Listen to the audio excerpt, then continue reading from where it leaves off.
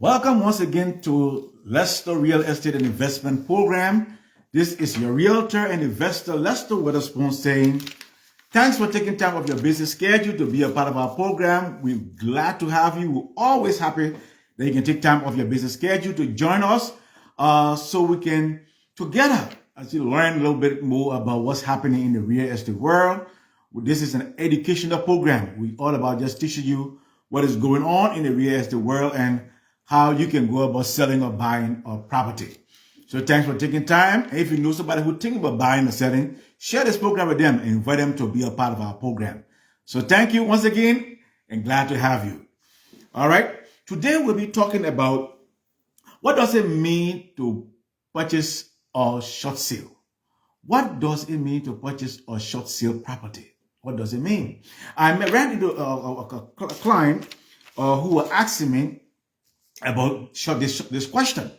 I have, in my past recordings, I've talked about a short sale before, but when I interact with clients and they ask me questions, so I try to come back because there'll be many others who still they want to know and don't know all these details. So I normally try to go over it again, and so that's why today I'm talking about short sale again, because I met a client who asked me several questions about short sale. So I decided to do it again on this program live today. So what does it mean? In order to first say what does it mean to purchase a short sale, or let's look at what is a short sale. And the first thing, what is a short sale? Now, a short sale occurs when a seller puts his or her property in the market for less than what they owe on the mortgage. Let's suppose you took a loan for $400,000 and you are paid down to maybe $350,000, and things get tough and things get so difficult and you can't afford to continue making the payments. Then you get into a short sale, but then you put the house in the market for $300,000, $325,000, less than what you owe the mortgage. I mean, more owe your mortgage. That transaction is a short sale transaction. So that's how a short sale transaction occurs. So if you want to know how it occurs, that's how it occurs. Now, the next thing we want to talk about, who are involved, how many persons are involved in a short sale transaction. Now, if it be the seller who owns the property, the seller, the first person. The second person will be the bank or the lender who gave that seller the money to purchase that property. They will also be involved. And then the buyer. So it's the seller, the lender or the bank, and the buyer. So it's not only the buyer, it's not only now the seller and the buyer who's seller making the decision. In a short sale transaction, the seller does not make the final decision. And we'll come to that later. But we know that, we just know that when it comes to short sale, sellers, you don't have the final say. You don't have any profit from the property. Because first thing, you're selling it below what you owe. So you just know upfront that you're not getting any profit from that property. You're not getting any profit from that property. You see? So it's the bank now who calling the shots and deciding what the amount should be for that property to be sold. Because the bank is going to sell the property below what you owe them. You see? So they got to decide how much they're willing to lose from that transaction. So it's the bank that be the one who making the final decision as to what will be the sales price for that property to be sold. All right. So now we know what is a short sale. Selling the property below what you owe on your mortgage. Who all are involved in this transaction, in the short sale transaction. Now let's look at what the whole process look like. How does the whole short sale transaction look like? What does it involve? Okay. Now, normally when you go to a bank or a lender and get a loan to purchase a property, you need to make a monthly payment on that, back to that bank on a monthly basis. You pay that loan. But because what the bank does, the bank pay the buyer, I mean the seller, they pay upfront. Who the person who buying up, they pay that seller upfront. And the seller got that money, the seller gone. So you at the time who was a buyer now, You get the property because the bank had paid the seller, and so you take over the property. But now you owe the bank. You got to pay the bank back. You see? So now you got to pay the bank, but you got to make that monthly payment to the lender or the bank. You see? All right. So you make that monthly payment to the bank. But in the event that things get tough or you lose your job, you get kind of some hardship, and you cannot make your monthly payment, it's not good to wait for the bank or that lender to come after you for the money. Don't put yourself in that position. Don't wait for them to come after you to make the payment. You have to be proactive and go call them and set an appointment with them, meet with them, or talk to them on the phone. Let them know that, look, I'm falling back on my monthly payments because I'm going through hardship. You gotta let them know, and you have to send them some supporting document. Let them so they can be aware that yes, indeed, you are going through hardship. So you gotta make sure that you show proof of hardship. You see, you gotta let them know. So if you lost your job, you gotta show proof that you lost your job. If you go to other crisis, you gotta let them know. You gotta justify why you cannot afford to make your monthly payment. And once you negotiate with them and they agree to it, then you can move forward with the short sale transaction. And normally 9 out of 10 times they'll tell you put the house on the market for a reasonable price that you can think it will be sold. But it doesn't mean whatever price you put on the market for that mean that price they will be sold for. No, because 9 out of 10 times you put in the house on the market below how much you owe on a property. That'll make it a short sale. You put in there for how much, you put it below how much you owe on that property. You see, because you want to get it as fast as possible, and to make sure that the bank get their money and what have you, so you can get other transaction. But again, the bank has to decide how much that property will be sold for, because they are the one that are going through the loss. So you discuss with the bank. You tell them, so look, this is why you show them all what you are going through. That you have lost your job or whatever hardship you're going through, and you cannot make the payment. The bank agrees. Okay, well, let's do a short sale. Because you see what happens if you do not go to the bank and you go through this difficulty, the hard times, and you don't let them know, you start hiding and dodging and what, they will come after you. And when they come after you, they'll go to the court and get an order to take your house for foreclosure. Now I'm telling you, I will tell you the better route to go is to go to a short sale than to go to a foreclosure. And we talked about this earlier in some previous recording that we did. It's better to be proactive, negotiate, to do a short sale when you are falling back, than to let the bank come after you and for you to get into a foreclosure. You see? So talk with the bank, and you'll negotiate to get into a short sale, because there's a huge advantage of doing a short sale over a foreclosure. And we talked about that before. But let me just give you a little nutshell just for your benefit. If you negotiate with the bank and you can do a short sale, that will not affect your credit as bad as what it will do if you go into a foreclosure. Your credit will be affected, have a greater impact than what it will do if you do a short sale route. So, and another thing about a short sale is that you can, once you go to the short sale and they agree, within a year, you can, if you really put your act together, you can be in a position to purchase another property within a year. But with a short sale, it will take 4 or 5 years before we can be able to do that.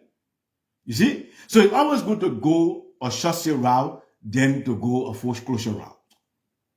So I hope you take note of these things and try to be proactive. Don't be caught with your pants down. Don't be caught off guard. Make sure you be proactive and go to the bank, negotiate to see how best you can settle the deal through a short sale. Then they come after you and doing a foreclosure. Yeah. So now the process works. The short process works because with a short sale, the seller, you are still in control. You find or your realtor. You find a realtor to put the property on the market. So the property, the realtor will list that property for you. You see? But with a short sale, the bank taking that property over and will do their own thing. The sellers will not be in control. Another disadvantage. You see? But we're not talking about short sale today. We're not talking about foreclosure. We're talking about short sale today. Focus on short sale. So as a short sale, you still in control, Mr. Seller. You find a realtor, let that realtor list that property for you. Look for buyers. You see? And the thing is that buyers, 9 out of 10 times, buyers, they benefit from a short sale transaction because you buying that property below the market value. You are buying that property below the market value. That's the good thing of a short sale. But the thing is, some short sales, you have a lot of work to do on the property. And some other short sales, you don't have to do much because the property is not badly damaged. So it all depends. Again, it all depends. Sometimes, if you're lucky, you get a good short sale, then you don't have to do much work on the property. You don't have to do much work on the property. And you can get a good deal because you are buying the property below market value and you buy that property with equity in that property. So that's a good thing to get a property. But again, you got to know, they got to see the property, know what the property is, to see whether you lose it, whether the property need a lot of work to be done on it, or whether it need a little work to be done on it. So, because some people, they can ready damage the property, they don't ready to take good care of the property. And then you have to spend a lot. Even they spend a lot, but most times, still, you buy the property with equity inside. You see? So it's a very good deal if you're purchasing a short sale property. If you purchase a short sale property, it's a good route to go. But the disadvantage of purchasing a short sale property is that it takes a longer time to close. Usually in a normal transaction, it takes about 30 to 45 days to close. A normal transaction takes about 30 to 45 days to close. But with a short sale deal, so now it takes 3, 4, 5 up to 6 months to close. Because the bank looking for the highest and best offer that they can receive on that property. They will not jump for the very first one that they receive. No, the bank will take their own time. They will make sure they buy as much time as possible so they can look for the highest and best offer that they can receive because they are selling that property at a loss. The amount you put for that property usually is below the amount that you owe the bank. So the bank is looking for the highest and best offer that they can receive. So normally they take a time, they go to a process. And that process, it just drags on for 3, 4, 5, 6 months before you find a close. So if you're in a rush to purchase a property, don't look for a short sale. I'll be straight up with you. If you got to move as soon as possible, don't try to go, jump into a short sale.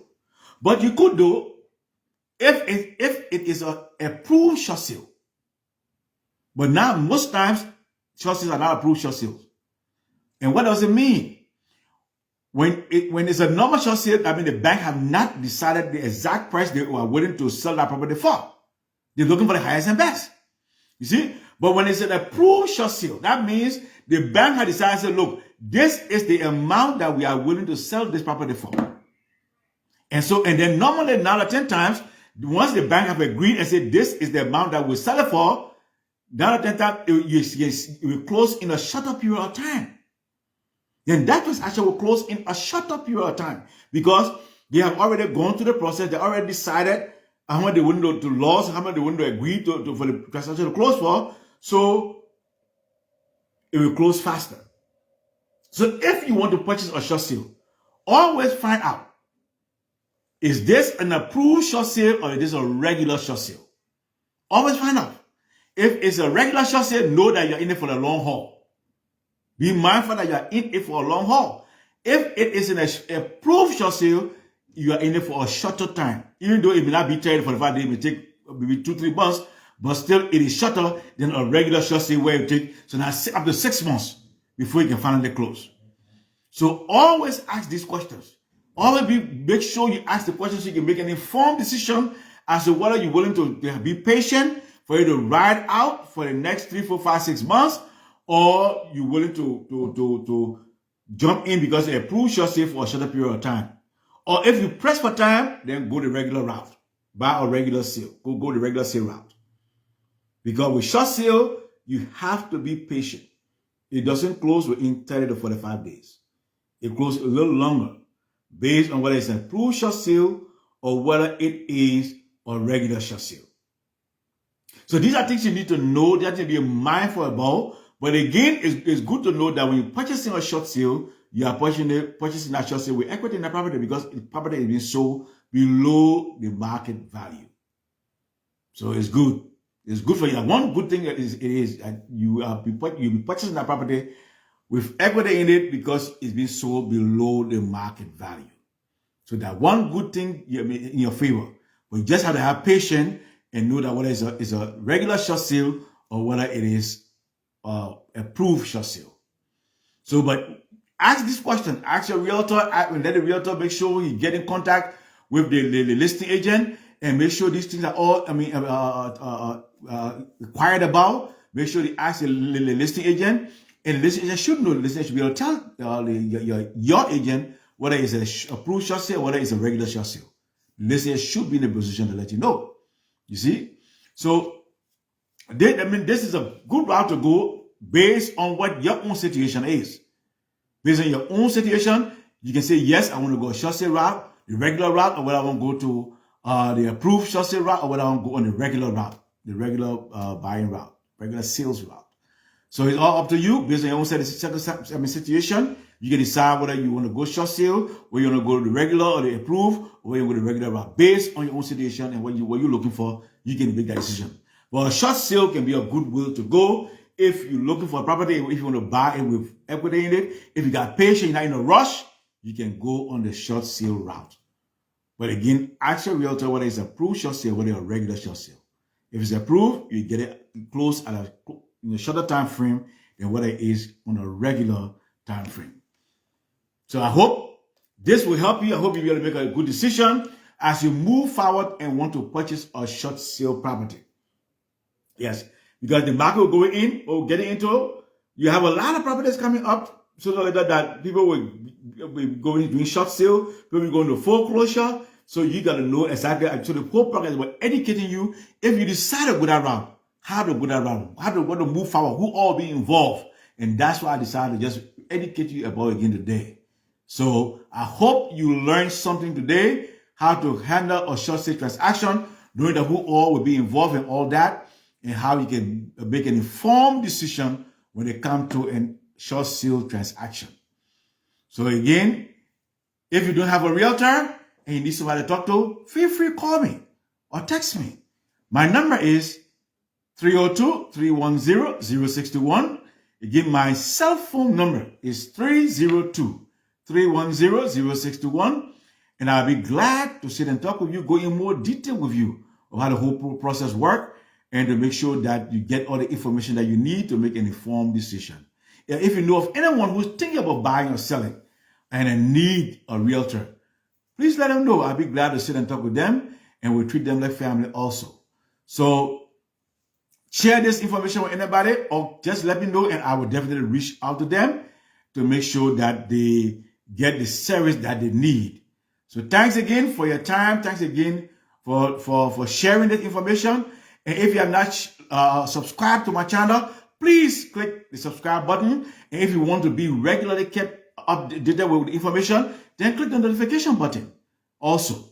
And you'll definitely be kept updated with all of my recordings regarding the real estate transaction, the real estate market, how you can go about buying or selling a property in the real estate market. So until then, enjoy the rest of your day. And we look forward to keeping in touch with you every week. You will hear from us. Every week you'll hear from me. So take care, enjoy the rest of the day and the rest of the week. I will definitely see you again on next week. Until then, bye for now and keep in touch. And I'll definitely keep you abreast with the market. This is your realtor and investor, Lester Witherspoon, signing up for now.